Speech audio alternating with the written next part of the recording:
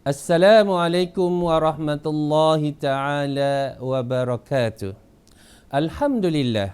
Wabihi nasta'in. Wassalatu wassalamu ala ashrafil anbiya'i wal mursalin. Wa ala alihi wa sahbihi ajma'in. Amma ba'du. Apa khabar pelajar-pelajar semua? Ustaz mengharapkan pelajar sihat, sejahtera, bahagia di sekolah dan juga bahagia bersama dengan kehidupan pelajar seharian. Ustaz bernama Muhammad Zahrin bin Haji Saleh merupakan guru cermelan Usuluddin dari Sekolah Menengah Kebangsaan Agama Falahiyah. Pada hari ini, Ustaz ingin berkongsi dengan para pelajar semua berkaitan dengan peperiksaan STPM semester pertama bagi tahun 2021. Pelajar-pelajar yang dikasihi, tarikh peperiksaan yang telah ditetapkan oleh pihak Majlis Peperiksaan Malaysia untuk subjek Usuluddin iaitu pada 16 Mac 2021, iaitu pada hari Selasa, sidang pertama jam 8 sehingga 10 pagi. Ini adalah yang termaktub ataupun yang telah ditetapkan oleh pihak Majlis Peperiksaan Malaysia.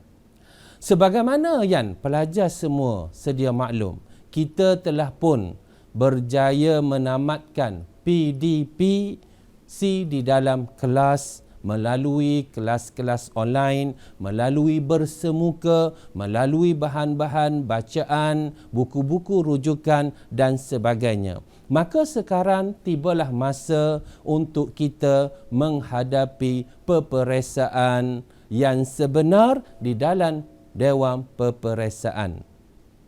Untuk makluman semua, walaupun kita mempunyai banyak ilmu, walaupun kita mempunyai banyak pengetahuan, walaupun kita telah bersemuka dengan guru-guru masing-masing di dalam kelas, kita telah pun mempunyai pengetahuan yang mencukupi, tetapi ada satu lagi perkara yang seharusnya pelajar-pelajar mengetahui sebelum pelajar-pelajar menjawab soalan ilmu tauhid, iaitu teknik menjawab soalan. Teknik menjawab soalan Ustaz akan kongsikan pada hari ini dan Ustaz letak kepada dua perkara.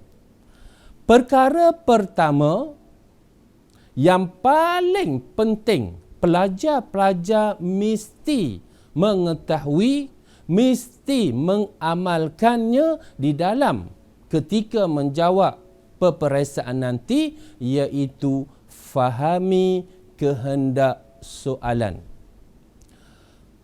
Rata-rata pelajar-pelajar tidak memahami kehendak soalan. Pelajar menjawab mengikut ilmu yang ada pada diri masing-masing. Pelajar menjawab ilmu yang dipelajari sepanjang pembelajaran di dalam kelas ataupun di luar kelas. Tetapi pelajar gagal memahami kehendak soalan tersebutnya. Jadi perkara ini amatlah penting yang mesti setiap pelajar ambil perhatian, iaitu apabila soalan telah diberikan kepada calon-calon semua, maka calon-calon mesti memahami kehendak soalan. Dan soalan yang akan diberikan nanti mengandungi 5 soalan. Pelajar-pelajar mesti menjawab 4 soalan. Dan di dalam 4 soalan tersebut, pelajar mestilah mengetahui apakah kehendak-kehendak soalan tersebutnya. Contoh, yang Ustaz ingin beri kepada semua pelajar, iaitu apabila soalan yang diberikan oleh pengawas peperiksaan yang bertugas, hendaklah pelajar membaca satu persatu. Itu pertama. Yang kedua, selepas daripada pelajar membaca keseluruhan, pelajar mesti membuat garisan kehendak soalan tersebut. Setiap soalan yang diberi, dia ada kehendak soalan dia. Apakah sebenarnya yang dikehendaki oleh soalan tersebutnya supaya calon atau pelajar yang menjawabnya dapat menjawab dengan baik dan tepat mengikut daripada kehendak soalan. Yang kedua, pelajar-pelajar yang dikasihi semua, perkara yang paling penting yang kedua iaitu peruntukan markah yang telah disediakan di setiap soalan.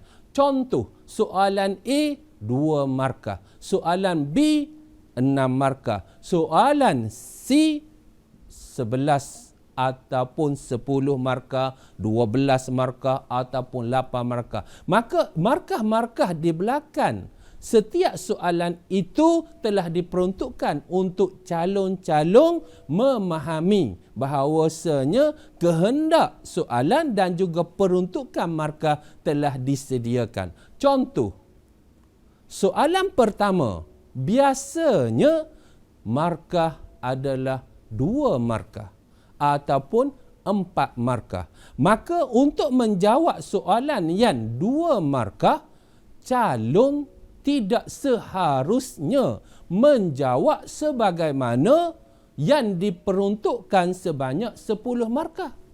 Calon tidak sepatutnya menjawab sebagaimana peruntukan 8 markah. Sedangkan soalan itu peruntukan markah hanyalah 2 markah. Ini bermaksud ringkas dan tepat mengikut kehendak soalan.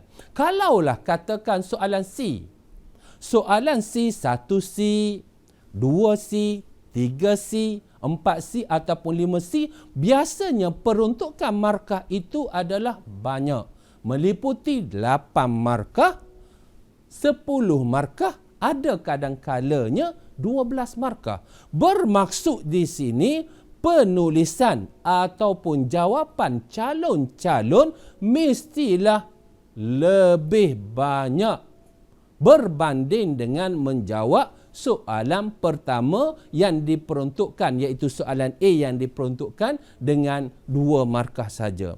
Calon yang menjawab markah yang diberikan 10 markah, tetapi apabila mereka menulis sebagaimana mereka menjawab dan menulis untuk 2 markah, maka di situlah dapat kelemahan kepada calon tersebutnya.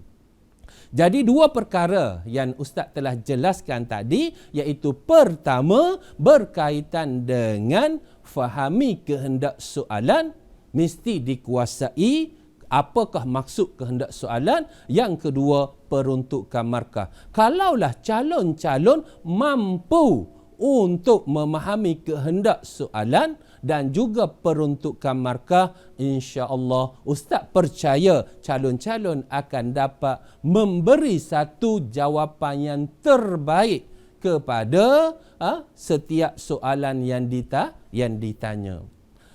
Pelajar-pelajar yang dikasihi sekalian, seterusnya kita pergi kepada soalan yang pertama. Contohnya soalan A. Soalan A sama ada soalan 1A, 2A, 3A, 4A ataupun 5A, biasanya iaitu peruntukan markahnya adalah sedikit, iaitu 2 ataupun 4. Jadi untuk menjawab soalan A, calon-calon mestilah memberi jawapan yang berbentuk fakta sahaja ataupun isi sahaja. Contohnya, Ustaz datangkan 2 contoh di sini ya. Perhati baik-baik. Pertama contohnya, nyatakan 2 contoh alam nyata. Nyatakan dua contoh alam nyata, dua markah. Pertama, calon mesti faham kehendak soalan. Soalan ini hendak kepada dua contoh alam nyata. Kehendak soalannya nyatakan dua contoh alam nyata. Gariskan dahulu supaya pelajar-pelajar dapat fokus, dapat tumpu dua contoh alam nyata. Seterusnya, calon bolehlah mula menjawab. Satu contoh alam nyata iaitu alam semesta ini yang dapat kita lihat dengan panca indera kita, maka calon boleh menulis iaitu pertama langit ataupun bumi. Yang kedua, untuk jawapan contoh alam nyata yang kedua, gunung ganang. Maka di sini kita dapat lihat itu sahaja fakta yang perlu untuk menjawab soalan ini. Ini sahaja isi yang perlu pelajar tulis bagi menjawab soalan A ininya. Iaitu nyatakan dua contoh alam nyata, calon pemenulis pertama langit, yang kedua gunung ganang. Bolehkah tidak calon nak membuat nombor 1, nombor 2? Boleh. Nak tulis huruf iaitu nombor 1 langit, nombor 2 gunung ganang, boleh. Ataupun ada calon-calon yang ingin menjawab iaitu dengan huruf Roman seperti I, satu yang ada titik, ataupun huruf I yang ada 2 titik pun dibenarkan. Ataupun kalau mana-mana calon sekalipun hanya ingin menjawab iaitu langit, kemudian dia senggan satu baris gunung ganang, maka boleh semua sekalinya. Tidak menjadi kesalahan kepada calon untuk menjawab. Yang penting di sini iaitu calon dapat memberi fakta, dapat memberi isi iaitu berkaitan dengan jawapan kepada soalan tersebut. Tidak perlu kepada huraian, tidak perlu kepada penjelasan yang panjang lebar berkaitan dengan perkara ini. Seterusnya, untuk soalan yang kedua berkaitan dengan isi dan fakta, Ustaz datangkan contoh iaitu berikan 4 perkara luar biasa selain mukjizat. Sebagaimana yang kita sedia maklum bahawa mukjizat ini merupakan perkara luar biasa, perkara yang mencarikan adat, yang kebiasaannya tidak dapat dilakukan oleh manusia biasa, melainkan iaitu adanya izin daripada Allah Subhanahu Wa Taala. Jadi kehendak soalan ini berikan 4 perkara luar biasa selain mukjizat, maka peruntukan markah adalah 4. Peruntukan markah di sini adalah 4. Bermaksudnya untuk satu jawapan calon dapat 1 markah.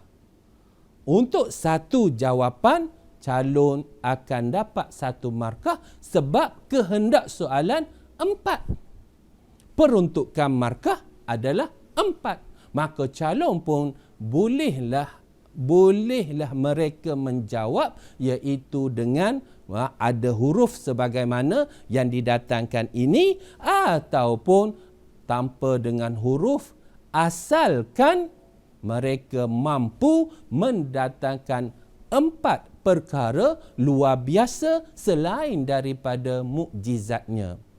Okey, perkara luar biasa selain daripada mukjizat, pertama iaitu istidraj, yang kedua sihir, yang ketiga irhas, yang keempat ma'unah, yang kelima karamah, yang keenam ihanah. Jadi inilah 6 perkara luar biasa keseluruhannya. Walaupun begitu, calon hanya dikehendaki jawab 4 sahaja. Katakan kalau calon menjawab lebih daripada 4, maka hanya 4 sahaja yang akan diberi markah walaupun ke-6 jawapan itu adalah betul dan tepat. Jadi, kepada calon semua, mereka dibenarkan untuk menjawab sebanyak mana jawapan asalkan kesemua jawapan itu adalah tepat dan betul. Kecuali katakanlah, kalau calon menjawab ke-6 tetapi ada 2 yang bukan jawapan kepada kehendak soalan tersebut, maka di sini akan diberi 4 markah sahaja, walaupun yang kedua, 2 jawapan lagi adalah jawapan yang salah, tetap diberi 4 markah berdasarkan kepada yang mana yang tepat dan betul jawapannya mengikut daripada kehendak soalan. Jadi Ustaz harap untuk soalan A, calon-calon dapat memberi fakta ataupun memberi isi sahaja, tidak perlu kepada huraian, tidak perlu kepada penerangan dan penjelasan yang panjang atau perbincangan yang panjang lebar berkaitan dengan jawapan mengikut daripada kehendak soalan ininya.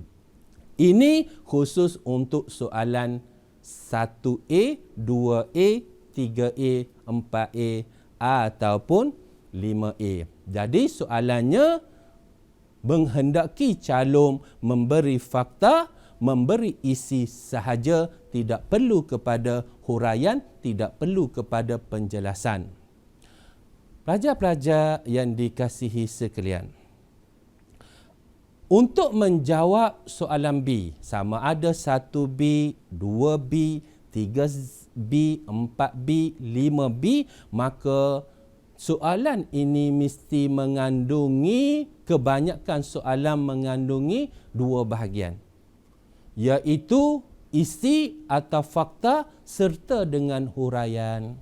Biasanya peruntukan markah di sini iaitu 4, 6 ataupun 8. Untuk soalan ni 4, 6 ataupun 8, bermaksudnya setiap calon mesti mendatangkan isi, mendatangkan fakta, di samping itu mendatangkan juga huraian terhadap isi ataupun fakta tersebut.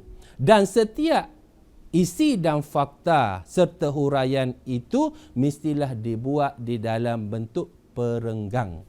Mestilah dibuat daripada bentuk perenggan. Contohnya, perenggan pertama untuk isi pertama dan huraian pertama. Yang kedua, iaitu untuk isi yang kedua dan huraian yang kedua. Yang perenggan yang ketiga, iaitu untuk isi yang ketiga dan juga untuk huraian yang ketiga. Dan seterusnya, mengikut daripada peruntukan markah. Katakanlah kalau markah yang ditetapkan ialah 4 markah, ini bermaksudnya pelajar mesti mendatangkan, memberi 2 perenggan.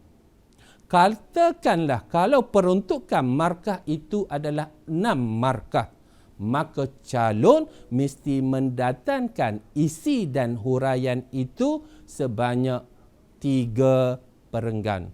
Katakanlah kalau peruntukan markah adalah 8 markah, maka calon mesti mendatangkan 4 isi dan juga 4 huraiannya. Jadi Ustaz mengharapkan calon-calon dapat memahami berkaitan dengan iaitu menjawab soalan bernombor B, sama ada di 1B, 2B, 3B, 4B ataupun 5B-nya.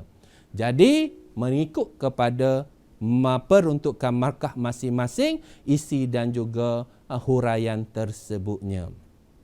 Contoh, seterusnya kita pergi kepada contoh, apakah dia bentuk huraian. Bentuk-bentuk huraian.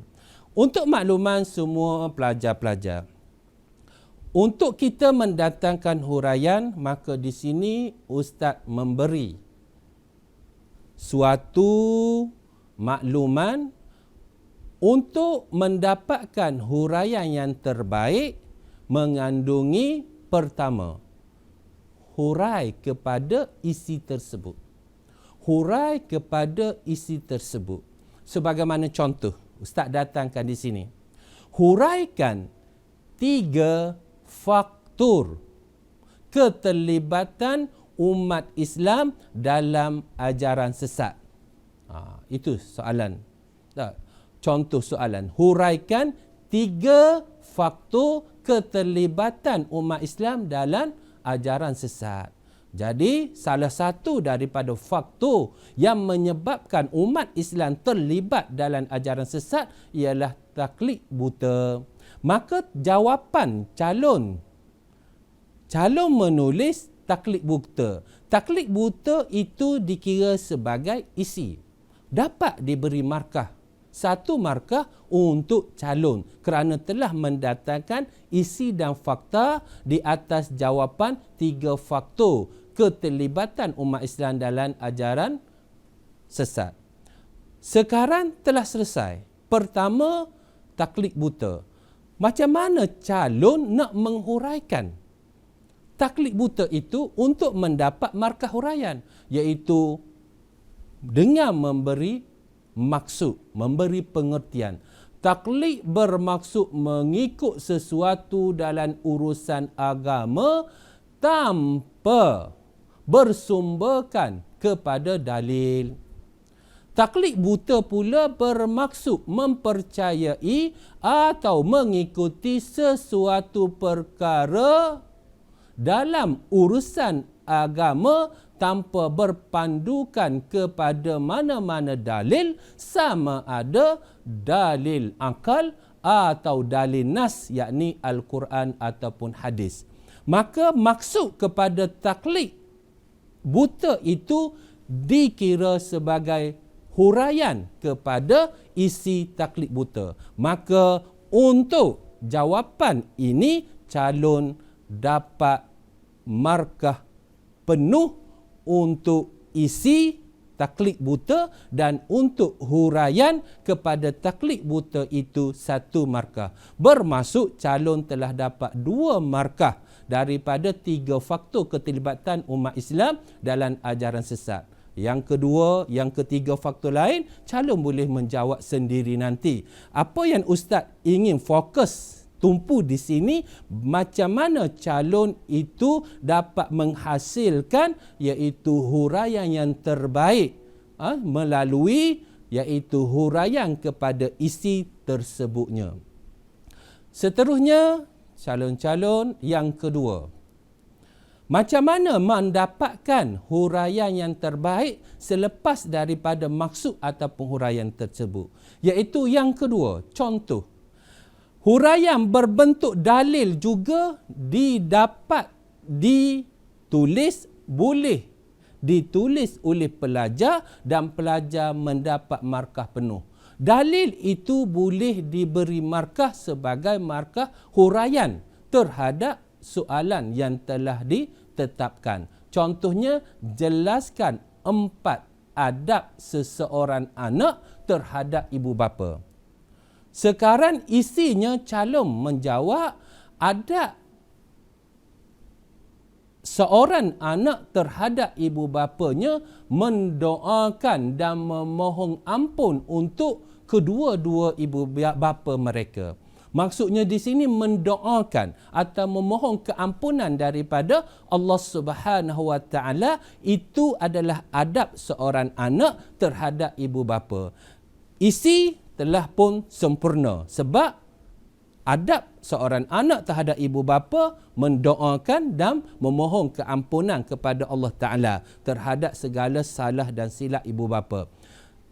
Seterusnya, macam mana nak menghurai isi tersebut? Maka calon mendatangkan contoh. Mendatangkan iaitu bentuk contoh dalil. Mendatangkan bentuk contoh dalil sebagaimana sabda Rasulullah sallallahu alaihi wasallam ataupun sebagaimana ayat-ayat Al-Quran ataupun mana-mana dalil daripada ayat Quran ataupun daripada hadis Nabi sallallahu alaihi wasallam boleh ditulis dan dijadikan huraian. Sebagaimana Ustaz datangkan contoh di sini, sebagaimana seorang anak berdoa ke hadrat Allah Subhanahu Wa Taala supaya Allah Taala mengampunkan segala dosa ibu bapa, wa qul rabbirhamhuma kama rabbayani saghira.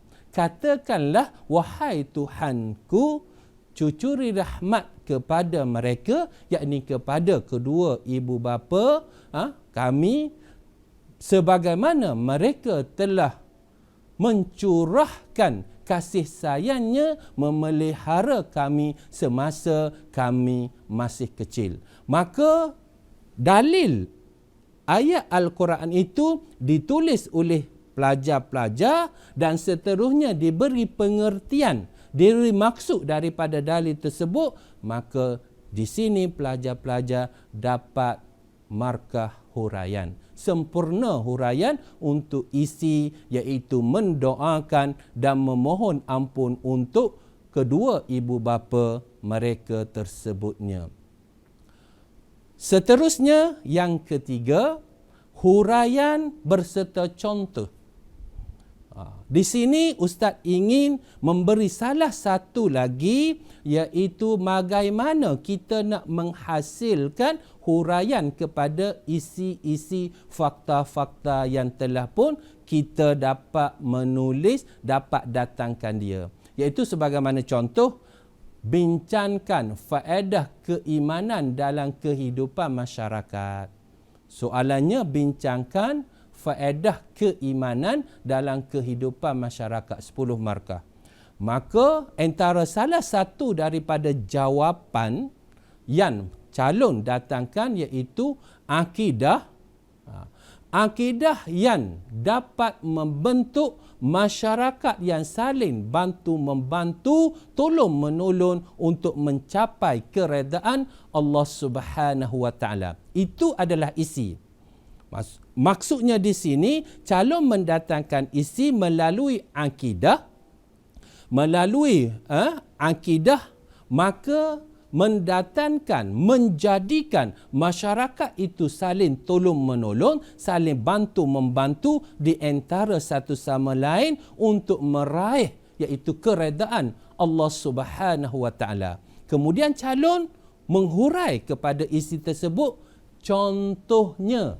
Calon datangkan contohnya, apakah contoh kepada tolong-menolong, bantu-membantu untuk mendapat meraih keredaan Allah Ta'ala. Di sini Ustaz dapat datangkan iaitu melakukan gotong royong, mencuci dan membersih masjid, gotong royong membersih kawasan perkuburan Islam dan membantu masyarakat setempat yang mengalami kesusahan seperti bencana banjir, bencana alam dan sebagainya. Maka contoh-contoh seperti gotong royong membersih dan mencuci kawasan masjid, gotong royong seperti mencuci dan membersih kawasan perkuburan Islam, dan contoh lain-lain lagi membantu orang dalam kesusahan semasa bencana banjir. Itu contoh-contoh, maka layak untuk mendapat markah huraian. Maka di sini calon mendapat markah isi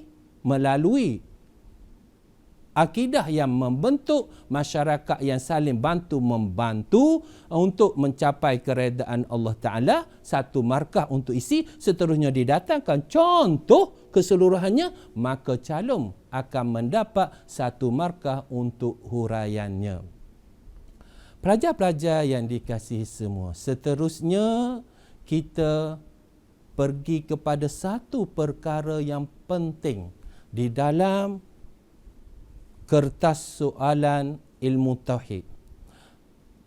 Apabila soalan datangkan dengan huraikan, jelaskan, mengapakah, terangkan ataupun berikan, semua soalan itu memerlukan jawapan yang tidak perlu kepada pendahuluan ataupun penutup. Tetapi pelajar mesti ingat satu perkara, untuk soalan bincangkan, contohnya di sini, bincangkan faedah keimanan dalam kehidupan masyarakat. Apabila ada soalan bincangkan, maka calon mesti tambah satu perenggan, iaitu sebagai perenggan penutup ataupun dipanggil sebagai perenggan kesimpulan daripada perbincangan yang telah pun diberi dalam faedah keimanan dalam kehidupan masyarakat. Untuk soalan yang bermula dengan perkataan bincangkan.